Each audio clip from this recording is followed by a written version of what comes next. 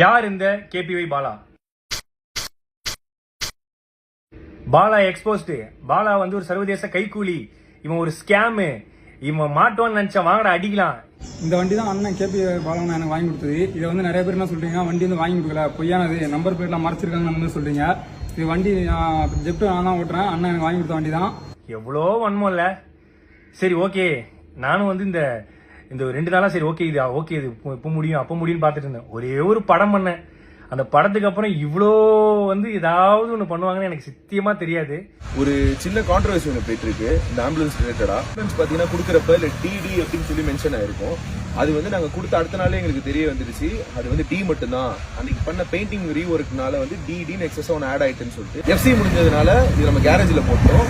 அதுக்கு ரீப்ளேஸ்மெண்டா ஆம்புலன்ஸ் நம்ம கொடுத்து அது பயன்பாட்டில் இருந்துட்டு தான் இருக்கு மக்களுக்கு. அது எந்த விதமான பிரச்சனையும் எதுவுமே கிடையாது. ஸோ இந்த ஆம்புலன்ஸ்னால எவ்வளோ குழந்தைங்க பிறந்தாங்க, எவ்வளோ பேர் உபயோகம் அடைஞ்சாங்க, எவ்வளோ உதவி பண்ணுச்சுங்கிறத பத்தி யாருமே பேசவே இல்லை. இந்த ஆம்புலன்ஸ் வந்து ஒரு நம்பர் பிளேட், ஒரு டி பிரச்சனை, சின்ன டி, அந்த டி பிரச்சனையை வச்சுக்கிட்டு எவ்வளோ பண்றாங்க.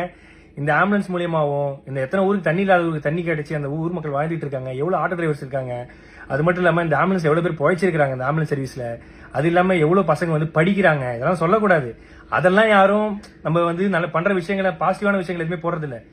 ஏதோ ஒரு சின்ன டி ஸ்டிக்கர் பிரச்சனை, அதை வச்சுக்கினி எக்ஸ்போஸ்டு முகத்திரை கிழிஞ்சது, அதுலயும் ஒருத்தர் போட்டிருக்காரு சர்வதேச கைக்கூலியா. ஐயா நான் தினக்கூலி, அது கூட பரவாயில்ல. இந்த ஹாஸ்பிட்டல் வந்து இவன் கட்டுறான், எப்படி இவனுக்கு உள்ள காசு? ஏங்க நான் ஈவென்ட் போறேன், நான் வந்து ஆங்கரிங் பண்றேன், நான் படம் நடிக்கிறேன், ஆட் ஷூட் பண்றேன், அதை தாண்டி நான் ஃபாரின் ஈவெண்ட்ஸ் போறேன். இதுலயும் வந்து இவருக்கு ஃபாரின்ல இருந்து யாரோ காசு தராங்க. யாருங்க காசு தருவா அந்த காலத்துல? என்கிட்ட ட்ரஸ்ட் கிடையாது, என்கிட்ட எந்த விதமான கிரவுண்ட் ஃபண்டிங் ஆக்டிவிட்டிஸ் பண்ற எதுவுமே கிடையாது. நான் சொந்தமா சம்பாதிக்கிறத மட்டும் தான், நான் டே நைட்டா ஓடி சம்பாதிக்கிறதா பண்றேன். அதுல எப்படி ஹாஸ்பிட்டல் கட்டினா அவ்வளவு காசு வேணுமே, இவ்வளவு காசு வேணுமே? ஏங்க நான் வீடு கட்ட வேண்டிய அந்த கால் கிரவுண்ட் இடத்துல பின்னாடி அமுதவானன் ஒரு கால் கிரவுண்ட் வாங்கி அரை கிரவுண்ட்ல வீடு கட்ட இடத்துல நான் வந்து ஒரு சின்னதா ஒரு கிளினிக் கட்டுறேன். அதுக்கு வந்து சொல்றாங்க எப்படி வந்து இவருக்கு காசு கிடைக்குது? ஏங்க இதே நான் வந்து ஒரு 1.5 கோடி ரூபாய்க்கு லக்ஸரி காரும் ஒரு அடுக்குமாடி வீடும் கட்டியிருந்தா உனக்கு எந்த பிரச்சனையும் வந்திருக்காரு நிறைய பேர் சொன்னாங்க. பட் அந்த அடுக்குமாடி வீடுக்கு பதிலா அந்த ஹாஸ்பிட்டலும் இந்த லக்ஸரி காருக்கு பதிலாக ஆம்புலன்ஸ் வாங்கணும்னு நினைச்ச ஒரு விஷயத்தினால இவ்வளோ பிரச்சனை வருது. இப்போ கூட நான் வந்து எதுக்கு இந்த வீடியோ போறேன்னா, சரி ஓகே நேற்று இது முடிஞ்சிடும் நினைச்சேன். பட் இல்ல, இது வந்து முடிகிற மாதிரியே இல்ல. ஸோ அதனால தான் வந்து ஏன்னா நம்மளுடைய பேரை வந்து மக்கள் கிட்ட கலங்கடிக்கணுங்கிற ஒரு விஷயத்துக்காக இவ்வளவு விஷயங்கள் நடந்துட்டு இருக்கு.